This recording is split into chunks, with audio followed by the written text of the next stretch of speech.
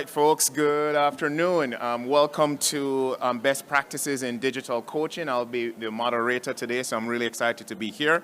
My name is Dr. Azizi Seixas, and I'm interim chair for the Department of Informatics and Health Data Science at the University of Miami Miller School of Medicine. So looking forward to hearing from you today. Hi, my name is Jeff Abraham. I'm a physical therapist by training. Got into healthcare consulting by accident. I'm a partner and co-lead of the digital health and health IT practice at Health Advances. Hi, everyone. My name is Akash Patel. I did my MD and MBA at Northwestern and currently a third-year internal medicine resident at UT Austin. I'm shorter than everybody else. Craig Beam, I'm past chair of the American Heart Association and been very actively involved in our telehealth and soon-to-be digital coaching certification programs.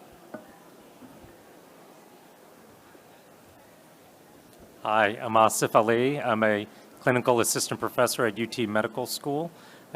Also one of the newest committee members on HTAG, and also in digital health representing a company called Cardio today. Thank you. Good afternoon. My name is Susan Lindstrom. I'm the president of Converging Health, and one of our programs for Converging Health is My Personal Health Assistant, a health coaching, advocacy, and navigation program. Hi everyone, my name is Lonnie Hessen. I am an occupational therapist by professional background, and I'm the VP for Patient Access at the Digital Therapeutics Alliance, so have recently been focusing in that area of health technology with educational programs and a little bit of work on the Hill. Thank you.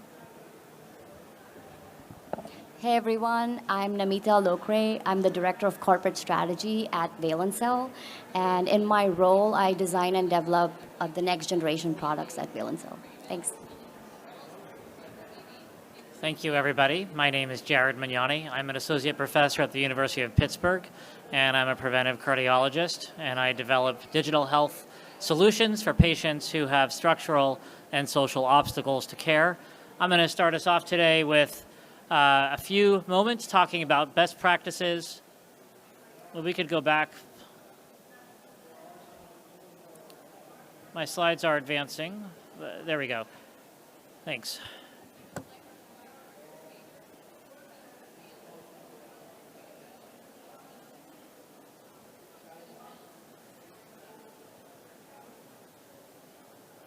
So I'll start us off with some best practices in digital coaching, facing the equity hurdle, because this really is what it comes down to is we're developing innovative digital solutions. We're providing them to patients who face structural and social disadvantage, and the AHA's mandate is that we address the equity hurdle.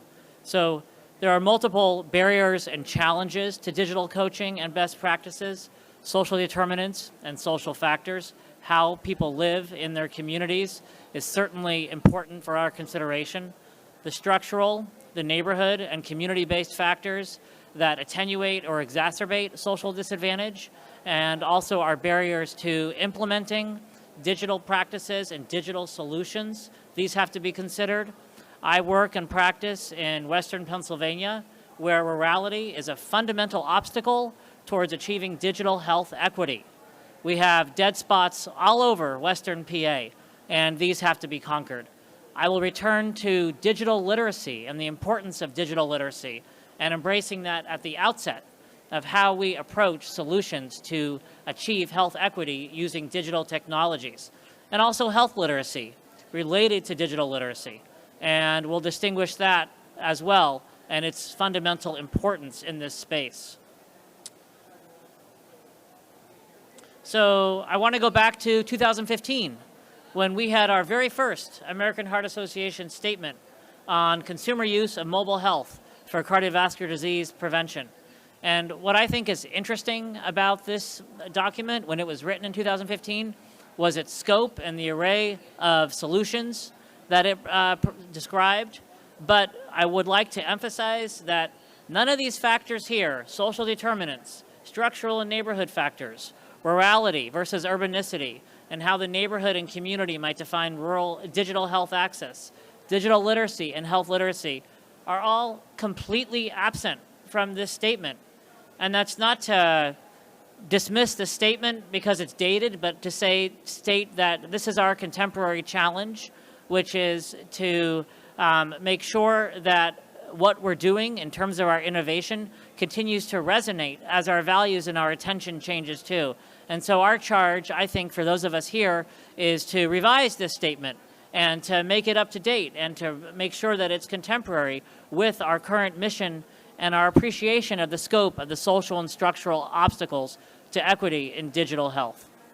So thinking about digital coaching and what is this health literacy and digital literacy, I really want to emphasize the importance that Healthy People 2030 places on health literacy, stating that achieving health requires eliminating health disparities, achieving health equity, and attaining health literacy. And health literacy might seem a little far afield from what we're talking about today, but actually it's really front and center. Healthy People describes health literacy as the degree to which individuals have the ability to find, understand, and use information and services to inform health-related decisions and actions for themselves and others. That sounds like something that you want to advance using digital technologies. Healthy People goes further and defines the mandate of organizational health literacy, which is how does an organization like the AHA, like your companies and like your universities and your academic hubs, how does that go about advancing individual health literacy and making sure that individual health literacy is addressed? And then finally, this idea of a digital literacy, the ability to use information and communication technologies to find, evaluate, create, and communicate information, which requires both cognitive and technical skills. And I would argue very much so that you can address health literacy, but you cannot address digital literacy without also embracing and encompassing health literacy. It's really fundamental that at the outset of our interventions using digital technologies that we consider both digital literacy as well as health literacy simultaneously. And I would say that without bringing in health literacy, we're not going to get very far in terms of digital solutions to real-world problems for our patients. So let's design to address equity, and let's do so from the get-go and the start. So thinking about this, what are some questions that we need to consider? Number one is, do we provide people with devices? Or do we say, BYOD, bring your own device? Are we able to, at scale, provide devices to people who don't have the means of accessing the latest technology? That's a fundamental question at a crossroads that we have to address at the start. Secondly is, do people have access to a data plan? Because we could have the greatest toy, but if people don't have access to it, it won't be, the usability will be very, very limited. This notion of co-design and user-centered design, this is getting a lot of traction in the mobile health and digital space. People are talking about how do you bring in the stakeholders, the people with the condition, the people who are going to be using the device. And I'm curious, I could talk to all of you about this in terms of your work. Is this something that you think about and do? Do you bring in the consumer as stakeholder? Do you bring in the end user to partner with you in terms of advancing and developing the technology? This is a very important and prominent contemporary theme. In particular because we know that when we bring in the people who will use a strategy to help us inform the strategy, it will be so much more effective for them. And I think also you have to think about whether or not we're standalone or we link to live resources. And I was just really interested in the conversations I had just a few minutes ago with some of you about the access to resources that are available, that are augmented in to enhance the digital solutions that you're offering. And finally, how many apps do we have out there on the App Store that really don't translate to enhance clinical care? But they're toys, and they were great ideas, but they're useless. Because number one, they don't incorporate digital and health literacy, and you have to be a college graduate to use them. Or number two, they don't go back to the electronic health record. They don't go back to helping people achieve better health. So we need to translate to enhance clinical care. And I think also we need to be technically feasible for users. So I would say that in my program, we had maybe 5 500 or so participants who used smartphones that we provided them. And it became a real decision point when Apple changed its design and we lost that home screen button. And then we had to tell a bunch of octogenarians how to swipe up. And I see people nodding, like you've had that experience with your parents or with yourselves or with others, that requires some dexterity. And that itself was an obstacle. So I'm going to summarize. I think we need to think about accessibility in order to realize digital health, to make tools accessible for people. We need to think about usability so that they can use it. And we need to think about enhancing their understanding. These are great challenges. Our design has to anticipate social and structural barriers. We need to use co-design. Community-based participatory research is an approach that enhances equity. Bringing in the target, the stakeholders, right from the beginning, I would advocate. I've emphasized digital and health literacy and their significant importance. And I think having meaningful content that's patient-centered. We've seen a lot of mobile health devices that actually are useless to patients who suffer from complicated chronic conditions because they're not patient-centered. There are many opportunities for engaging individuals, engaging our constituencies, collaborating to address social and structural obstacles. Okay, thanks so much. I'm going to ask the panel to come up now. Thank you.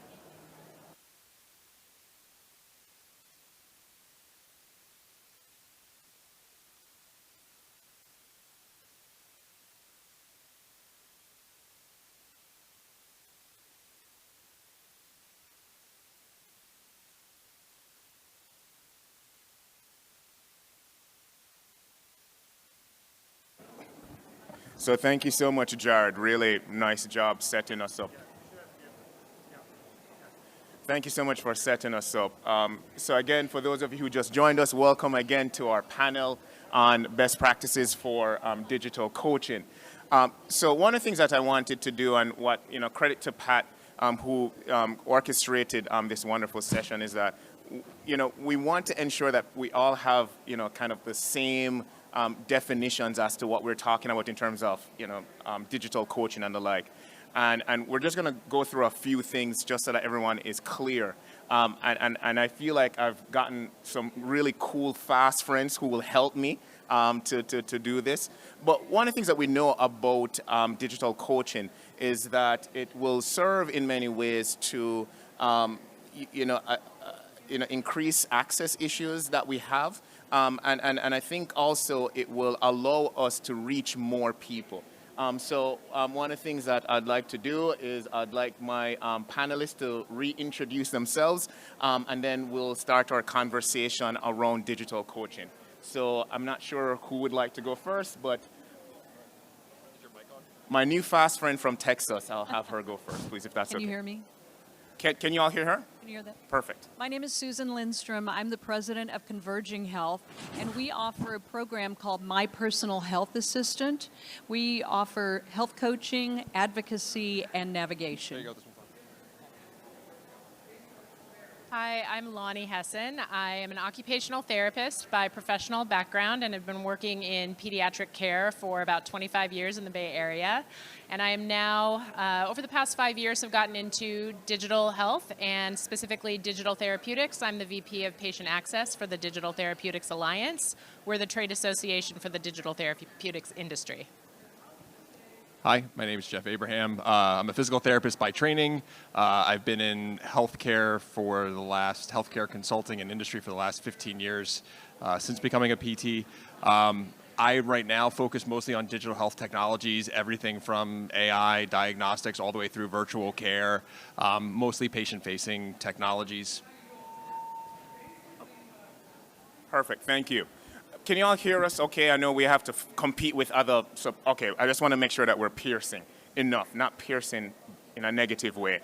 So again, I'd just like to ask my new fast friends, if you could tell us a little bit in terms of how do you define what digital coaching entails, and maybe in doing so, can you share some of the work that your company or you're currently doing, your organization is doing, please, so that our audience will be able to have a better understanding as what's out there, please.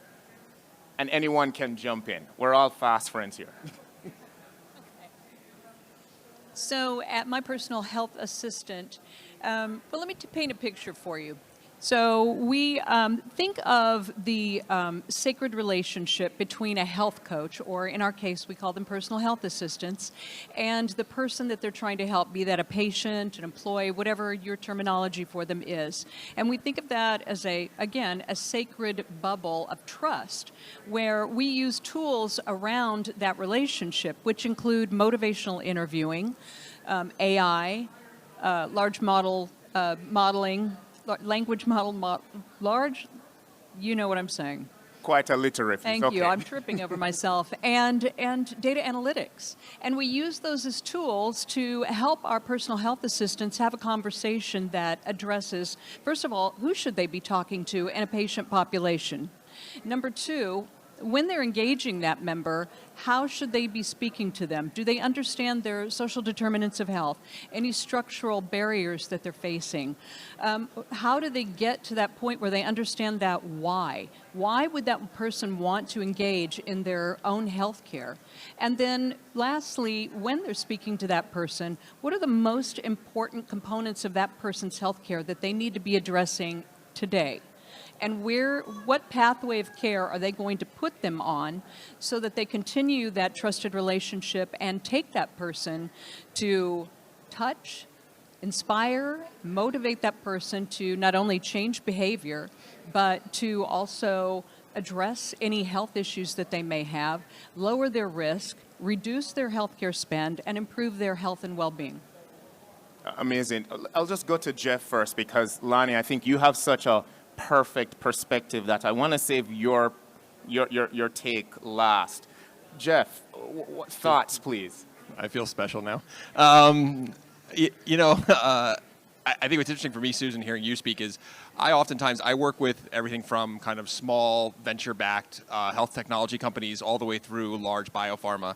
And most of them are actually focused on developing their products in a similar way to how a medicine would be developed. It's very indication specific. It's very much focused around the product that's supposed to do X, Y, Z.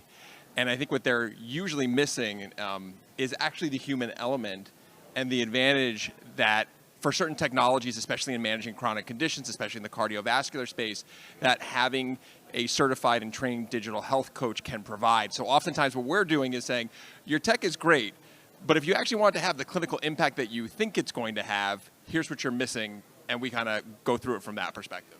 I love that point, Jeff, and I think we didn't plan this at all, but I think that sets up Lonnie perfectly, because you work for an organization, DTA, Digital Therapeutic Alliance, that has this kind of a pan approach where you are seeing what is out there in the ecosystem. So can you share with the audience, please, what are digital therapeutics? I know there are some statements called indications and the like. Can you just walk us through what the digital therapeutics are and how are they typically approved? Okay, I can do that, and I can do that also with the help of my friend Jeff, who I get to work with all the time. So please jump in if I miss any piece. Sure. So a digital therapeutic is a type of healthcare technology. Their software is a medical device, and the software in and of itself must deliver the intervention to the patient. Sometimes it's software that the patient accesses on their own device. Sometimes they're a connected device related to the software. And there are a couple of different things to consider in terms of how they're regulated and approved, but that is something that sets a digital therapeutic apart from another type of digital health tool, is that regulatory oversight. So what we see are innovators creating these tools and taking them through the regulatory process with the FDA. Sometimes the innovator may submit the product as a prescription-only product, sometimes not, so there are some nuances there, but we won't go into that today. Right, and that's kind of the first step in a longer process to get these tools into the hands of patients, right? There's a lot of go-to-market work that needs to be done. There's a lot of evidence and research that needs to be done in order to kind of substantiate the utility of the product and make sure that it's safe, make sure it's effective, and that it's actually going to help both the clinician and the patient. Jeff or Susan, anything you'd like to add to what Lonnie just said? Yeah, I think the only thing else about the digital therapeutic world I would say is it's very very much based off of the evidence development that exists for the product. So these are also products that, like when we talk about the noise in the previous conversation of how many different digital health technologies are out there, these have clinical studies, clinical trials. Actually, quite frankly, whether or not they go through the FDA or not, they tend to generate a significant body of evidence. So just let me, so if you can allow the audience, I think some of us here are believers, right? And I don't mean that because it's Sunday, but some of us are believers in digital coaching. But there might be someone who might be slow to adopt, digital coaching as part of their primary care or their practice. Can you say a little bit more in terms of what the value of digital coaching or digital therapeutics may be, whereby, some folks may want it as a primary solution, some folks may want it as an adjunct or additive, some people may want to supplement it, or some folks may even see it as an extension to care. Can you say a little bit more about that, and how have you seen it being used successfully? I think if I just jump in with an opening statement that for me as an occupational therapist makes my practice and interactions with patients and family the most effective and the most impactful is making sure that you're meeting that patient, meeting that family where they are. Right. And so when we think about, a lot of what Susan mentioned in terms of digital coaching and what you just mentioned, what does that patient want? What is going to be the most impactful for them? And as clinicians working with patients and working with families, if we listen first, then we're going to be able to meet that patient where they are, and we're going to be able to deploy the right tool for the right patient at the right time. Lovely, I love that. I agree, and I think for so many patients out there, they're either in rural areas or they're in underserved areas, so their access to in-person health care is very limited. And I also think we have this assumption that just because somebody may have a doctor's office around the corner, that they're going to be able to get off from work.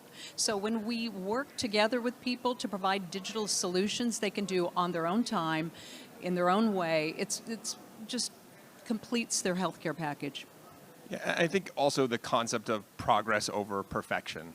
Like, I think when you look at patient care and when you look at how patients progress towards their health goals, it shouldn't necessarily be, your goal is to be at this, lipid level. I mean, not that that shouldn't be the goal, but that there are little steps along the way that will support that as human beings, I think we find that we're going to be much more engaged and much more motivated if somebody helps us or technology helps us figure out that there's a roadmap to actually get to our goals, as opposed to let's just get to the end point. And if you don't meet that end point, you weren't successful throughout the process, which I don't think is reality. So I love those answers. But can we get a little more granular in terms of what are some concrete, areas where you have seen that used successfully, like digital coaching? Let's say, for example, as an adjunct to some, primary therapeutic. Can you say a little bit more for us, or something that you've heard of as well, please? Does it need to be in the cardiovascular space? No, I think everyone has an open mind here, right? Just making sure. So we work across a lot of different conditions, from neuro, ortho, all over the map. In COPD, we've actually seen some virtual care organizations that are combining with connected inhalers that are providing a combination of, the tech, the medicine, and also coaching and even respiratory therapists that we've seen be very successful, that to the point where they're actually getting contracts with health insurers and with health systems to actually manage first just COPD care, but I think eventually if you look at somebody like Somatis, which does like end-stage renal disease, eventually to manage the whole patient care. Wow, that's great. Yeah, I think something that I think about that feels very relevant to the digital coaching piece is, the mental health concerns that patients have when they're managing chronic illness, right? And disease that is across a long period of time. And something that we see working is the specific therapeutic, like mental health therapies that are related to those specific disease management needs. And so, you may have, as a cardiovascular patient, a different set of mental health needs that can really be supported by a digital health coach, embedded into the technology, maybe, right, a digital therapeutic that's providing that cognitive behavioral therapy. So that's... I absolutely agree. Part of what we do is try to connect people with the digital sources, other kinds of health coaching, everything from musculoskeletal to disease state management to mental health. These are all really wonderful resources. Amazing. Fantastic. Just a few follow-ups here, if that's okay. So when we're talking about digital coaching, and this might be a philosophical question, so my apologies, but why are we using the word coaching? What is so unique about the ethos of the word coaching that you feel that it will help us with breakthroughs in therapy? Why not therapy? Why not intervention? Why coaching? I can jump in, and I want to point out that, I am not a digital health coach. I'm an occupational therapist, but I think these things tie together really nicely because when I went through my training as an occupational therapist, I was asked to look at the performance areas and the occupations of daily living that my patients were going to be doing every day. And so as a coach, I would kind of imagine that instead of being very directive and saying this is what you must do, it is more of looking at the whole person, looking at the system that person is operating within, asking questions, and then helping them, as Jeff mentioned earlier, helping them to identify those areas along the journey that will get them to the end goal versus telling them this is what you have to do, right? I think when we use the terms therapy and intervention, it's as if there's something wrong that we need to fix. And that's not what we're trying to do. I think the word coaching implies that we're providing support, maybe some accountability and motivation. I like those answers, and if just not to put words in your mouth, but I think all of us are trying to digest this. So it seems as if you're taking less emphasis off of the pathology while at the same time engaging patients, not where the point of care is, but where the point of need is, which is a paradigm shift, which would make itself breakthrough. I mean, thoughts on that, or you could, disagree with me as well. No, I mean, I mean, from my point of view, I think that makes sense. I think that, listen, there's a lot of things that I would probably change about our healthcare system, which we know we're probably not going to be able to do anytime in the near future. And I do think that with the way technology is advancing, and when we were hearing about smartphones, the ubiquitous presence of these technologies, I think we have the ability to meet people where they are and meet them more frequently than they can get access. Because even like you were saying, Susan, even if you have a doctor's office right around the corner, even us as clinicians, how long does it take us to get an appointment? And there's a lot that happens in between that we can do to make patients healthier. And I would just follow that up and let you all know that I hear this from patients regularly, right? So one of the things that I am so blessed to be able to do is sit with our patient panel at the Digital Therapeutics Alliance and talk to them about what they want and what they need. And, in terms of what Jeff just said, the in-between moments where a patient needs to access some kind of support are many, and they're not when we're necessarily awake and ready to be there as, a coach. But if that is embedded into the health tech solution and that patient can access that at, 1 a.m. when they wake up feeling a certain way about managing their disease or disorder state, it's a wonderful resource, yeah. Yeah, go ahead, Susan, if you'd like. I absolutely agree. I agree with you, Jeff. Meeting people where they are at 1 o'clock in the morning, at 3 o'clock in the morning, keeping them out of emergency rooms, giving them somebody that they can actually have that conversation, because we hear repeatedly, yeah, okay, I saw the doctor. I was in there for 10 minutes. I don't know what he said. By the time I got to my car, I forgot it, and I still don't know how to deal with what's happening to me. I love that. Just to kind of summarize, I love what you're saying is that a lot of healthcare happens in these in-betweens, in these margins, right? And particularly since our healthcare system is so much driven by intermittent access and point of contact, that the coaching might be a new modality that would help us to kind of create a more seamless contact period, as well as the fact that it could empower our patients as well, whereby instead of being beholden to the presence of some kind of therapist or interventionist, that they agentically could perhaps take on some of those things as well. If I got that clearly? Well, and when we talk about health literacy, who's going to provide that? If you don't know what the doctor just said to you and you don't remember what it means, who's going to explain that to you? Who's going to tell you the importance of, being compliant with medication, of knowing your numbers? That's where a health coach steps in and can provide that at any time. Lovely. So I'm cognizant of the time, and while I appreciate the fact that you all took this idea of fast friends very seriously and you've been very agreeable, let's go to the dark side of the moon and let's talk about some controversial topics. And first, and I think the last conversation that we had was around scale. And so we know that the proliferation of artificial intelligence tools like generative AI and their embedding in digital coaching types of solutions poses significant advantages, but some disadvantages and challenges. Let's talk about advantages first, the inclusion of AI, and then let's pivot to disadvantages. Thoughts?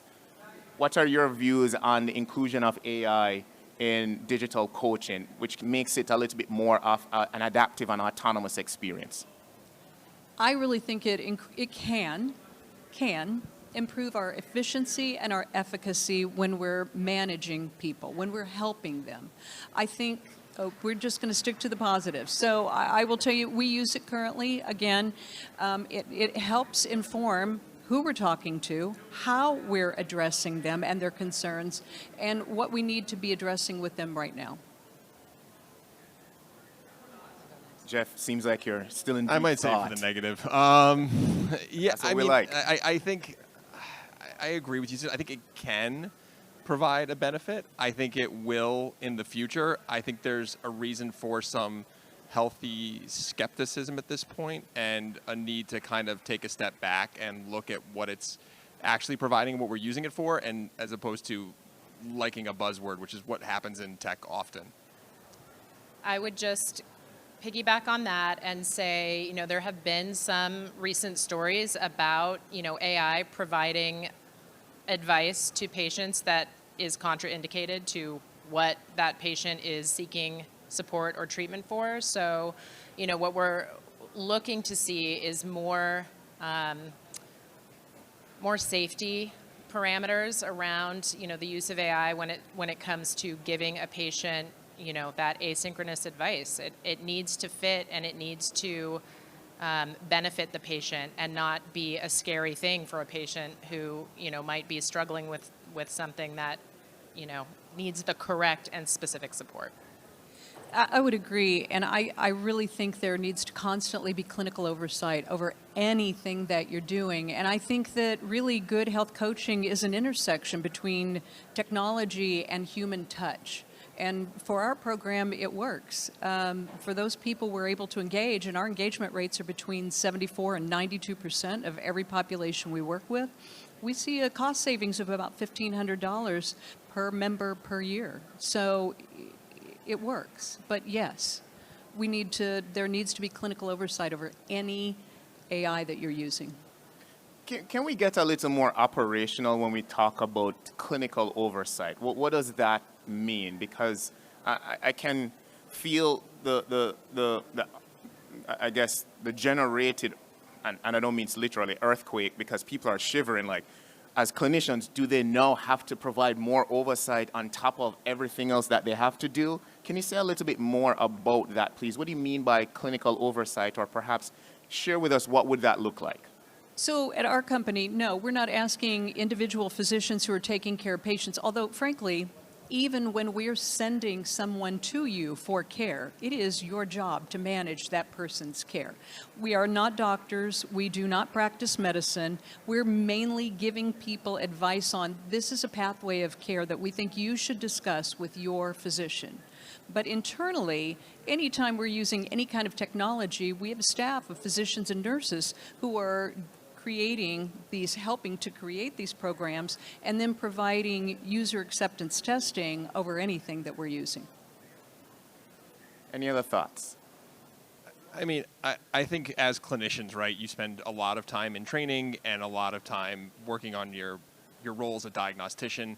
I think AI is a great tool that helps us triangulate maybe a little bit better than we used to, and it can be used as a component of the diagnostic and treatment paradigm. I don't think we're going to stand on one leg, though. Okay, good. Lonnie, any thoughts? What are you hearing from some of the companies that join forces in the DTA, the Digital Therapeutic Alliance? And I know you all have done some incredible lobbying work as well, too. And what are you hearing from regulators as well about not just about the acceptance of those therapies? Yeah, great question. So from our innovators, I would say, what we see when it comes to, the integration of AI into a solution and the clinical oversight piece is really that building out of a team that can, support patients, again, along the journey. So if there's a need for clinical oversight, there are going to be, clinicians involved in the care support team. And then in terms of your other question, which kind of moves us in a different direction, the Alliance has been working really hard on the Hill to talk to our legislators about having CMS create a benefit category for reimbursement, because that's the biggest challenge right now for our innovators, right? We have all of these wonderful solutions out in the world, but as a clinician, do you want to prescribe it if it's not going to be paid for? Probably not. Right? So we have the Access to Prescription Digital Therapeutics Act. It was introduced in 2022, reintroduced in 23. It was heard in subcommittee in September, Jeff? Sure. Sometime in the fall. Yeah. September, October. Right. And so the great thing that we're hearing back is that, this bill, first of all, people now know about it, which wasn't a thing last year. Every time I would say the title of the bill, people would say, I don't even know what a digital therapeutic is. So we're making progress in that regard. And, we're seeing some negotiation around how the bill is written and what might be able to be included as we move it forward. So good progress. Cross your fingers, because it would be really a game changer for a lot of our innovators. Certainly, and I think the reason why I asked that question is because I think when people talk about digital coaching or therapeutics or digital therapeutics, that there is a sense of aspirational hope in wanting it to work, but at the same time recognizing some of the challenges, and some of them Jared had mentioned in terms of just kind of the implementation of that. I wanted to close the loop with this conversation around implementation, because I don't want us to get a little too distracted with the technology, right? Because I think it gets very buzzy. Challenges that you are currently facing regarding implementation of digital coaching and therapeutics, whether it be in terms of the healthcare system, whether it be in terms of health systems in general, payers, patients. I know that was a doozy, so my apologies. I hope we're still fast friends after this. Anyone would like to take a stab at that? What are some of the challenges that you're experiencing or seeing currently? I would say some of the challenges that we're experiencing or seeing, really, the people that we're trying to serve experience is, oh great, it's yet another app. Then how do we communicate that information? So whoever's coaching them, be it a weight loss or a musculoskeletal or whatever that cardiac rehab that it may be, how are we communicating that information with their provider? We're so disconnected from an electronic health record standpoint. How do we pull that all together to create a comprehensive care plan for that patient? I love that. So just to put a cliff note to that, are you saying that we need to capture data and integrate it into the electronic medical record so that it may connect what the therapeutic is doing with providers? Yes, absolutely. And yet so many providers are on different services. So how do we make that happen? So it's a potential interoperability and access to the management's platforms. I like that. Nice. Lani? Sure. So I will just hopefully give a little bit of a hopeful answer to that set of problems, because there are many kind of nuanced pieces along the way in clinical workflow and in the workflow for payers and for patients, where people get stuck and where there are these barriers. And so Digital Therapeutics Alliance over the last year has really gathered a diverse group of stakeholders to address some of these problems. So, I mean, one very, specific thing that we've worked on is getting the stakeholder who needs to list the products to do it so that they can even be seen in the EHR. And there are, myriad other examples, like what benefit should it, pathway should these be paid for under? Should it be a pharmacy benefit? Should it be a medical benefit? There are a lot of workflow and integration issues that are confusing to a lot of people, but DTA, that's kind of our job, right? We're supposed to be helping with that. So we're doing that now. More to come. Excited. So I'm going to tell you right now, write your congressperson and complain to your health insurer, because to me, I think what's interesting about the world we live in today is that we accept the fact that when patients get a drug, they are going to take it 50, 60, 70% of the time. We don't really know. We just are kind of like, okay, this is what it is. We'll find out 6 months later or a year. We'll find out after you have an event if you really took it. What's interesting is that digital, because payers, legislators, sometimes even health systems, we know how often you're using our products or engaging with our like there's records of all this, right? And they can track it. And I think, quite frankly, as a way to sometimes block innovation because they're a little bit afraid of it, I think some of these large payers and some of the, actually, quite frankly, government agencies, they've set the bar exceptionally high for digital health technologies and said, well, we know that drugs aren't used necessarily more than 50, 60, 70% of the time. We want to see your technology used 90% of the time or 90% compliance. And for products that have such a positive, relatively positive safety profile where they do have adverse events, but usually very minimal SAEs, the bar to get them covered, which would then help reinforce their utilization from a clinical standpoint, is very high sometimes, to a point where it's actually unfair. I love that. I'm aware of the time, and I would have loved to engage the audience. These folks are going to be here, so feel free to engage them.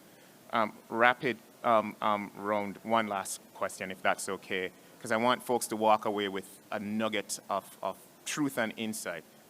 What's one thing that you are hopeful for in the whole digital coaching, digital therapeutic space? Maybe one or two things, bullets.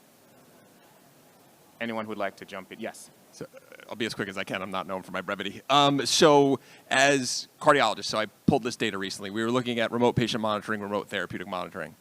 You are the most advanced specialty in that area. So to me, there's hope in that you're already adopting technology faster than most other medical specialties. Keep it going.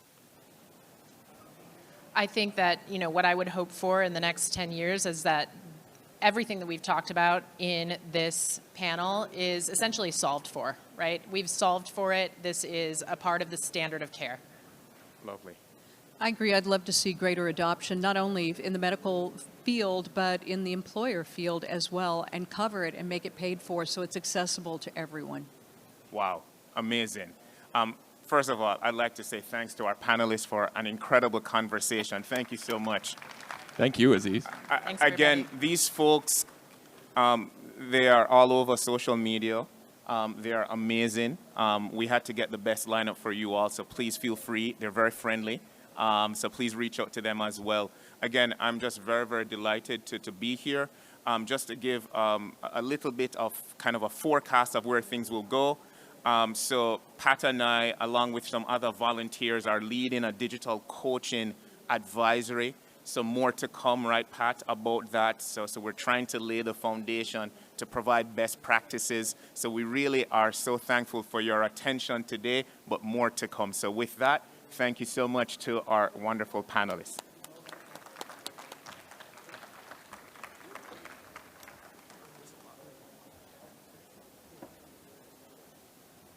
So we gave you the appetizer, and now it's time for the entree. So we'll now have our tech showcase.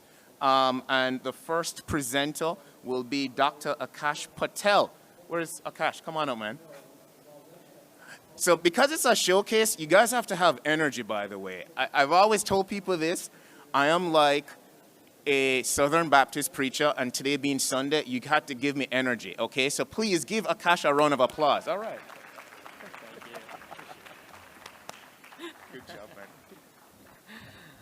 Hi, everyone. Thank you for that introduction.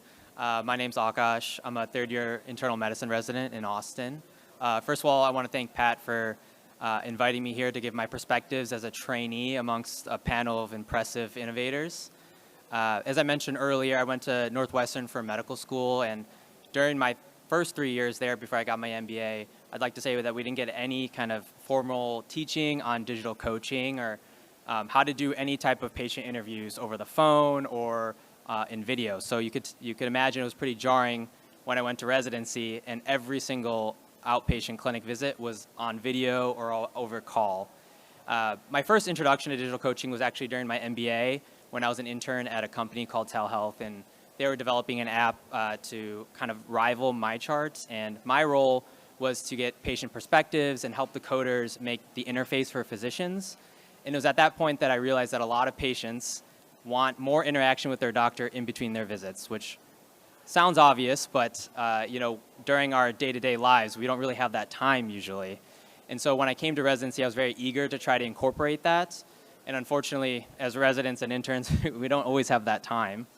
And just as some background, in Austin, as you probably heard in the news, a lot of tech companies are coming to Austin, so you can imagine that the hospital's up to date on technology, which is absolutely not true.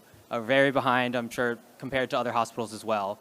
I work at Dell, which is the county hospital in Austin, and about anywhere from 30 to 50% of our census at a time is Spanish-speaking only, and typically don't have smartphones. And on top of that, my mom enrolled me in French, so there's a huge language barrier, unfortunately. And then for my outpatient weeks, I work at the VA, so everyone speaks English, but even though they may have smartphones, it's the tech literacy is not always there. So even just the video calls, a lot of times we have to switch to a regular telephone call because they can't figure out how to get on the conference call. And I was able to get some perspectives from the rest of the residents because some of them work at what's called the CUC, which is where a lot of the Spanish-speaking patients go to that are uninsured or have special insurance as part of Travis County.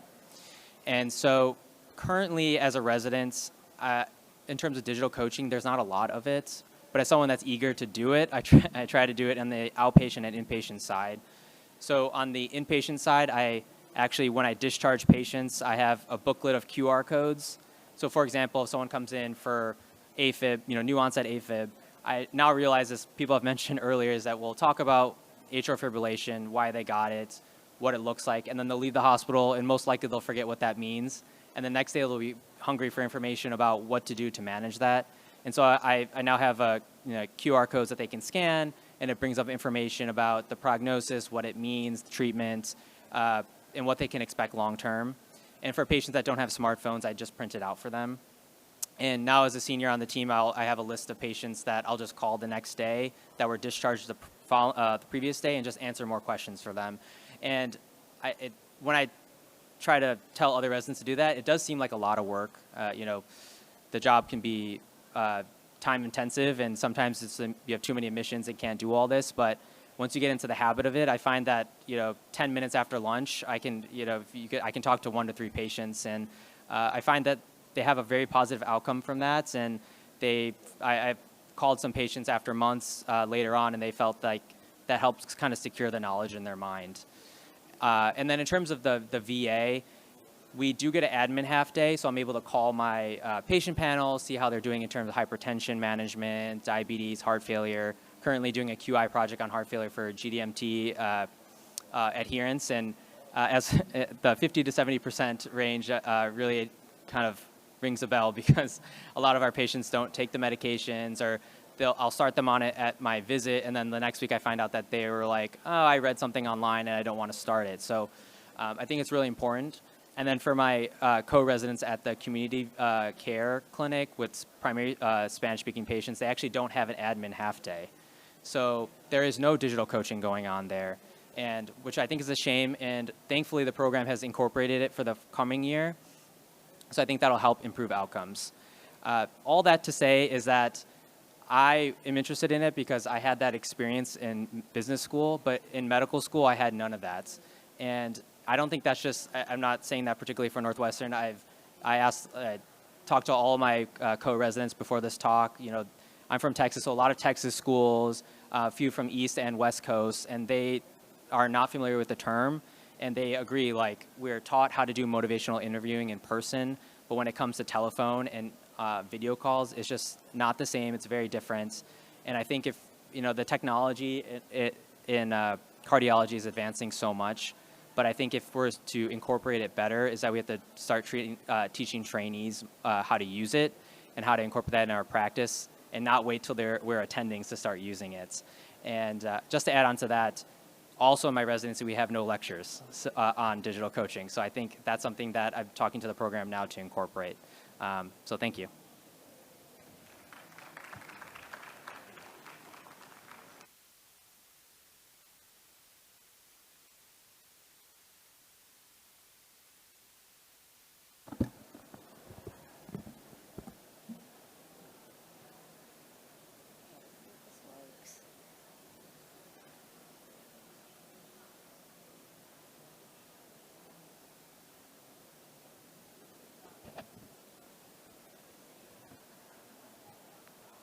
We're having some technical difficulties, but let's see. Good. All right. Hello, everyone. I am Namita Lokre, and I work for a company called Pavilion. I am the Director of Corporate Strategy, and my role is to kind of design and develop the digital health strategy for our blood pressure product. And so today I'm going to talk about the role of cuffless, calibration-free blood pressure monitoring in digital health coaching. And to start off, I want to show what our cuffless, calibration-free blood pressure technology is, and then I want to walk you through a customer journey to see if that resonates with some of you or your patients. So Pavilion is in the process of developing their own cuffless, calibration-free solution, which is on the fingertip. So it just looks like your SpO2 clip, and it goes on your middle finger. It is easy to use, it is calibration-free, and it comes with a companion app. That app, you can track your trends, you can track your measurements, you can download it, you can send it to your caregiver, or you can send it to your doctors. And it basically gives you a measurement in less than a minute. So with having said that, and we're going through our clinical validation study in early January, and as we are inching closer towards that submission, we're thinking about how this device can be used in a digital health setting. So here's our vision for hypertension prevention and management with digital coaching. We've broken it down into three different bins. One is baselining, tracking, and then modification. With baselining, we're saying that we need to establish a baseline BP for every subject because they come in to the clinician and they might have white coat syndrome or nervousness. And so at home, you kind of are in your relaxed environment, and so that baseline is more relevant to the user. Once we've got the baseline, we need to have personalized tracking of what they do in their daily settings to understand how their lifestyle is affecting their blood pressure. And then the final step is modification. Just tracking your blood pressure will not help the user change their behavior. And so we're saying that modification and maintenance is the key in helping people prevent and manage hypertension. So here's the customer journey. This is Lisa. She's 40 years old. She has a desk job. She works out moderately 2 to 3 times a week, and she owns this fitness device, Fipple, which monitors her activity and sleep. Recently, she was at the doctor's office, and she was not expecting to hear what she heard. And this is our baselining 2 weeks period, where at the doctor's office, she gets diagnosed as prehypertensive. And before the doctor wants to put her on any medication, she wants to be sure of the treatment plan. So she recommends her the Pavilion fingertip device and asks her to take 2 measurements per day, and then they would see what treatment plan she should be put on. So Lisa can purchase this device at the pharmacy, or she can go directly to the company website and place this order one click. If she does that, she gets her device directly sent to her home. She downloads the app and sets up her device. You can set calendar reminders to take 2 measurements per day as per the doctor's instructions. And then after 2 weeks, you have this comprehensive history for your measurements, and you can share that data with your doctor. And the doctor looks at her measurements and says, okay, I think you're still borderline. We want to go to the next phase, which is the tracking phase. So now you're in the tracking phase where, as I mentioned, Lisa exercises moderately, and she has different devices that she uses for things. So she connects her scale to the health app. She also logs nutrition. She has her fitness tracker connected to this health app as well. And she's also recording her sleep. And so in the tracking phases, you can see that the doctor sees her 15-day tracking report and confirms that her diet is high in sodium and fat, and this could be contributing to her high BP. She's also probably not sleeping well, and so that could also be a factor. So in this phase, we're saying that in tracking, you're understanding the personalized behavior of an individual, and you can suggest different therapies based on the data that's coming in, which is quite actionable to the doctor. And the final phase, which is a repeated sequence, which is tracking and modification, is where we see the most impact, where digital coaches can come in and make an impact. And so as per her doctor's instruction, she wakes up, she takes a reading. Once in the modification phase, now that the app has learned her behavior, the app kind of gives her a score, which is a readiness score, about how well rested she is. She also gets notifications about if she's exceeding her sodium content based on her diaries, and also to move around if her tracker detects that she's been sitting for a while. And then, as some of the panelists mentioned, that there are coaches that can come in, live coaches that can come in through this app and recommend people to do a coaching session or a meditation session, which will help the user de-stress. And so by the end of it, in this tracking and modification phase, Lisa gets this comprehensive feedback about her BP values and how they're trending, and which is empowering her to continue doing that and also changing her lifestyle.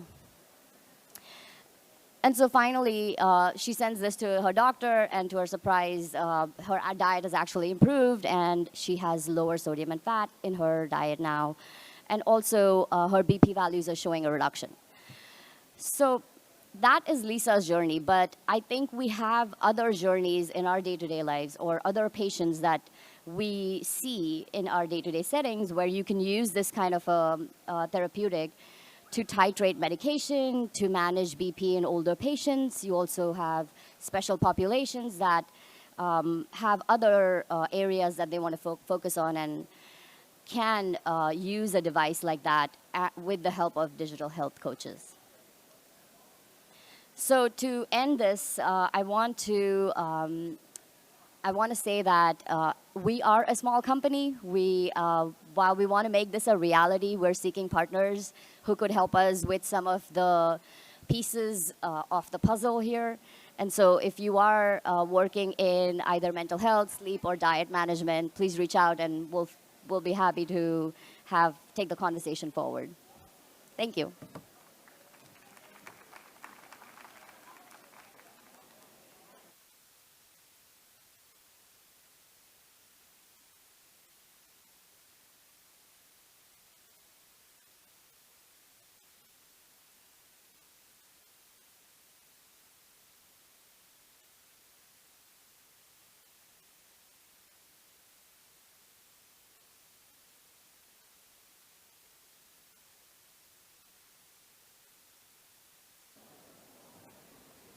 Craig Beam again.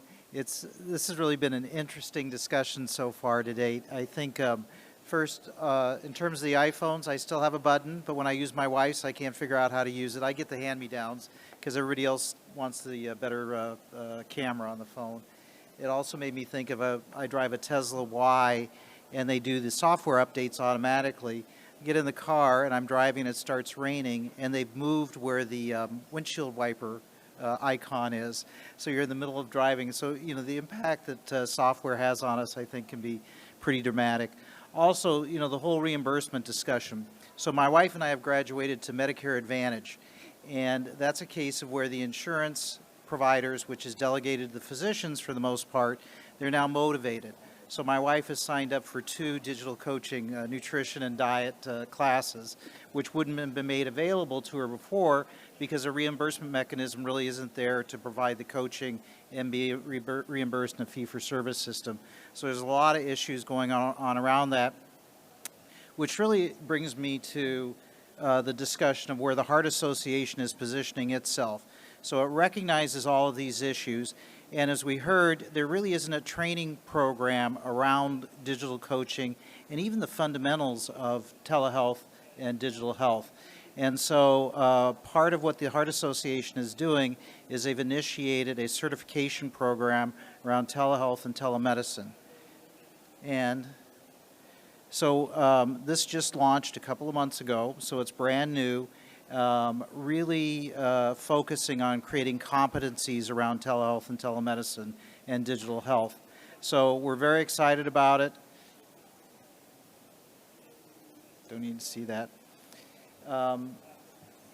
We really want to build the competencies around this and also make sure that there's research around it. So you've heard a lot of discussion. It promotes access. It does all these great, wonderful things, but we really don't have any evidence of that yet. In fact, we don't even have common definitions around how we're going to measure or what we call things as we move forward. Before this conference, we had a conference of researchers that are doing work around this topic, and it's pretty remarkable because they're all observational studies. So we have virtually no RCTs that can support what we're trying to do here. So the other part of this is not only providing the training, but also to create a database so we can start doing research around these topics.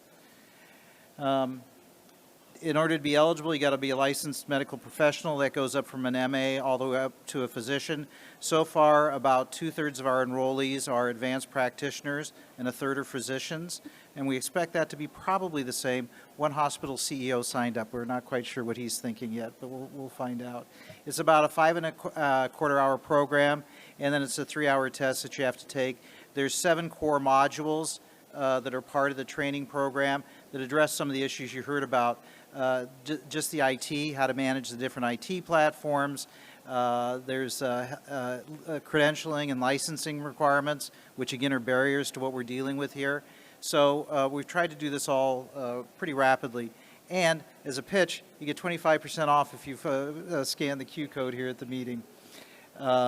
So the next step, and this is what Pat and you've heard others talking about, is we're going to launch digital coaching modules as a second step of what's going to be offered here. So we're building the curricula, we're building the training, we're building all the things you need to assist those that want to get into the digital coaching arena. So that's really what we're focusing on. And any questions? I'll be around, and there's others around that can answer any questions related to it. Thanks.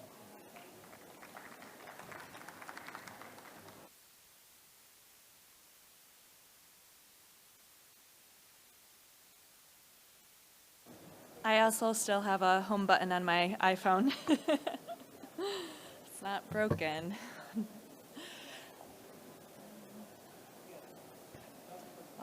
I'm Rachel Charbonneau. I'm a National Board Certified Health and Wellness Coach. I also have an extensive design background, so the last several years I've been designing behavior change programs for digital health companies, such as Headspace and Walgreens. I also design training programs and train coaches, which is what brings me here today. The last several months I've been consulting with the American Heart Association, actually on these digital health coach training modules. So more on that in a moment.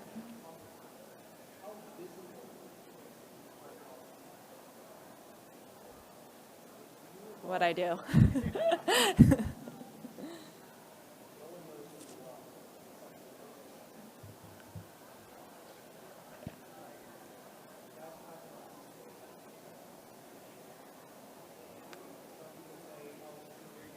There we go. Thank you. All right. So as Craig just mentioned, there's many definitions and not everybody's on the same page on what a coach is. So I'm here to clarify a little bit of confusion on what a health coach is. And we'll start by talking about what a health coach is not. A health coach does not educate, and we'll talk more about that in a few moments. They do not diagnose, interpret medical data, prescribe, or deprescribe. They are not care coordinators or care navigators unless there's a joint role and there's more education. They do not recommend supplements, despite what you see on your Instagram and Facebook feeds from your friends from high school. They do not provide exercise prescription or instruction unless they have additional licensure. They are not consultants, and they do not advise on somebody's health and plan. They do not provide psychological therapeutic interventions, even though that might seem like a cost saver, they do not. And unlike what my parents think that I do, we do not provide nutritional consultation or create meal plans. So we are not registered dietitians. We need additional licensure for that. I'm not going to read this whole definition, but you can visit the National Board of Health and Wellness Coaching website for various definitions and also a scope of practice. What this says here is that we are facilitators of the behavior change process. Think about it this way, thinking about it like a car.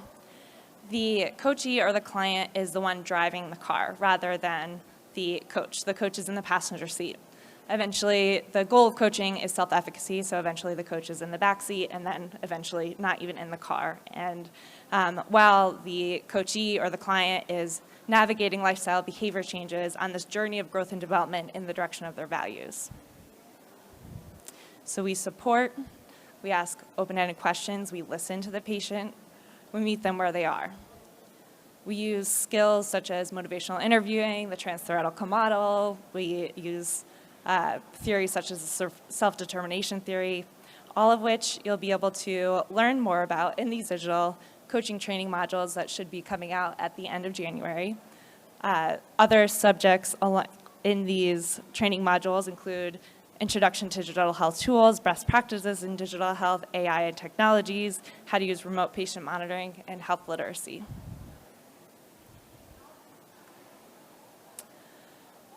So what does a coach talk about in a session? How do they approach their sessions? Well, the easiest way to differentiate between is the coach approach and the expert approach.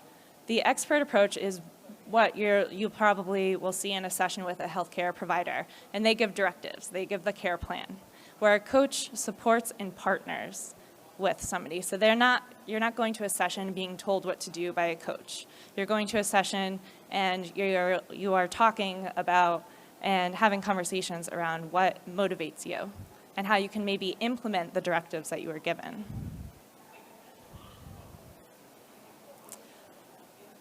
One of the easiest ways to think about, or a good way to demonstrate what the coach approach looks like, is through Thomas Grodin's 12 Roadblocks to Good Listening.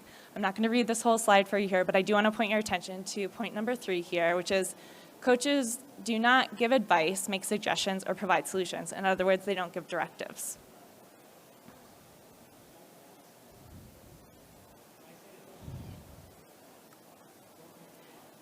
So coming back to the original point of coaches are not educators, which tends to be there tends to be a lot of confusion around that.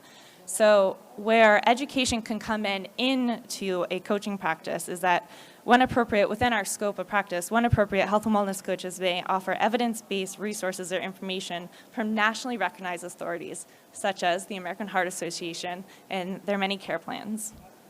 Additionally, when working under the license of a qualified medical or allied health professional, a health and wellness coach may support the implementation of those professionals' treatment plans.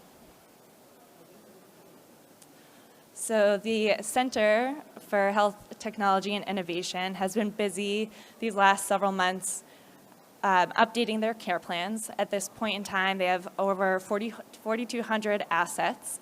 They have 87 care plans, and new as of right now, they've been filming both their English and Spanish simultaneously at the same time, so you don't have to wait for the Spanish versions to come out.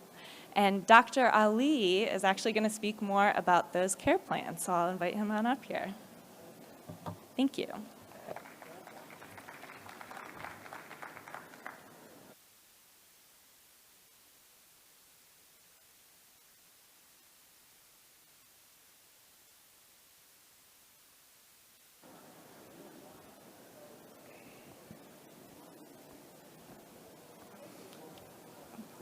Good.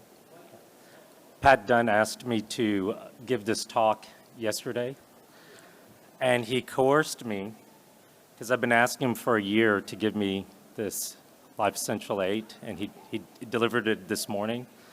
So I said, no problem. And actually, it's very hard to say no to Pat. So digital health is amongst us, right? And there is a lot of noise, and it is not standardized. And there's a widespread adoption of telehealth that's become part of the culture of how now we deliver medical information to patients today. And I think patients are demanding health care on their terms, which means when and where they want delivery of health care. And I think it's all about the systems approach of how we structure the intake and the output of our medical decision making. And I hope to walk through how the American Heart Association is making that a reality. Okay. So the main points is, we have this amazing technologies that we just talked about, monitoring data from outside of the healthcare setting. AHA has the science and the content in form of care plans that can be built into a variety of independent digital solutions. That means third parties, et cetera. And the data itself and the content can be used in digital coaching and hopefully driving towards a better outcome. And the real question I think that surrounds this main point is how do we implement with scale of all these care plans? I mean, even just today, it's impossible for us to be at the number of information that's coming out just from the last 24 hours. It's just, we're inundated. So we need to have systematic approaches and care pathways that we can scale to our patients in a validated and structured way. And we just have an ability now through IoT, SaaS, AI to accomplish these goals where we can utilize this technology into biometrics. We have the way to communicate with patients outside of the hospital or office setting. We have ways to synchronously and asynchronously collect data from patients. So now the next part of this is the care pathways that get us through the academics of that process. So what does that look like? All right, so this is the AHA digital science guiding this whole experience. And this experience deals with the digital health coaching, the digital health literacy, and we've talked a lot about that in this conference, the motivational interviewing to hopefully change behavior, and we talked about that just earlier, and making sure that it's personalized to the individual, and then bring that back out to communicate to the patient and the HCP through these care pathways and decision-making tools that the AHA has been working on. And what does that health journey look like? Let's pull up the cube. All right, there we go. So this is a focus on condition pathways. So it all begins with the different pathologies that we're trying to work on, and then adding the layer of risk factors and behaviors, and then personalizing it with the personal factors that leads towards, and hopefully the goal is improved adherence, improved care coordination, person-centric outcomes, shared decision-making, which is a level 1 evidence, and decision support. Ultimately, getting to the better outcomes that I think we've seen throughout this entire symposium.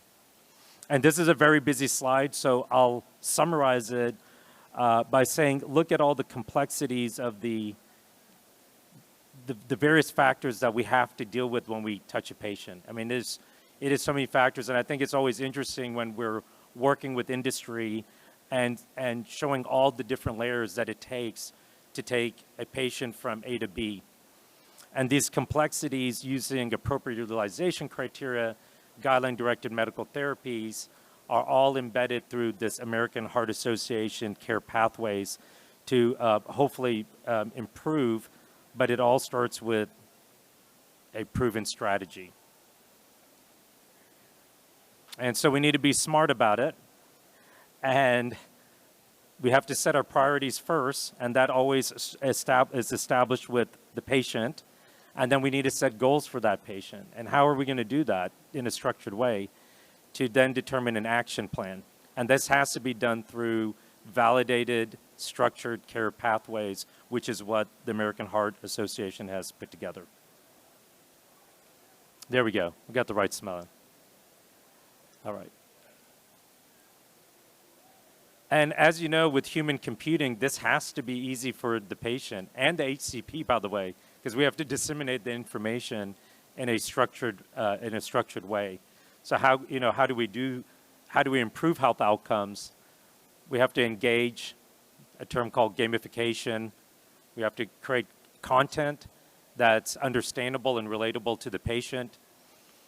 But it all has to start with evidence-based guideline-directed medical therapies. It has to start with research-based that is personalized to the patient. And I think trying to pull all of that data together is what the American Heart has done through this process of its care pathways. How do we take pathologies related to an individual and create content to ultimately change behaviors? And that's where our collaborators here this afternoon have spoken so eloquently about. And I think this last couple of slides here, but this gives you a peek behind inside the engine. I know you drive a Tesla, so you don't have an engine, but there's the infrastructure and the technical infrastructure of what that looks like. And so again, starting with the problem, the disease problem, but then going into where is the data that we're pulling it from? Heart.org, AHA resources, and pulling that science into intelligent health solutions. And then you have to communicate it, right? So we have to have effective dashboards of how we push that out. But I think the great thing that the American Heart Association, and this is where the innovation and technologies come from, is this is available into third-party platforms. So a third-party platform, you're saying, look, I want to go tackle hypertension. I want to go tackle AFib. I'm going to be, narrow in scope in heart failure. Well, you can bring your technology, embed these pathways, and that way we have a standardized way of how we're actually engaging with patients and HCPs. So it's not that we're using one guideline here, one guideline there. We're structured in a way that's scalable for both patients and HCPs. And just to give you a little bit of an idea, I did a disclosure. I'm a CMO of a company called Cardio, which looks at remote patient monitoring and chronic care management, and we really evolved into really pushing out digital cardiac rehab. But there's standard pathways for all of that, and having independent companies trying to come up with their own pathways is not a good idea. So we have to have a standard base of how to do that. And I think that's what the AHA has done. And as an advisor to Cardio, I said we need to integrate into the health tech innovation platform that the AHA has made and create those care pathways. We don't need to reinvent the wheel here. Let's partner with the AHA so that whatever we're pushing out is consistent with the guidelines, is consistent with GDMT, is consistent with the behavioral changes for the patients. And I think that's the take-home message is we can create a lot of technology and innovations, but we need to make sure that it's evidence-based, it's science-based, And the AHA has made that much easier for us by standardizing the process through these healthcare platforms. Thank you so much for your attention today.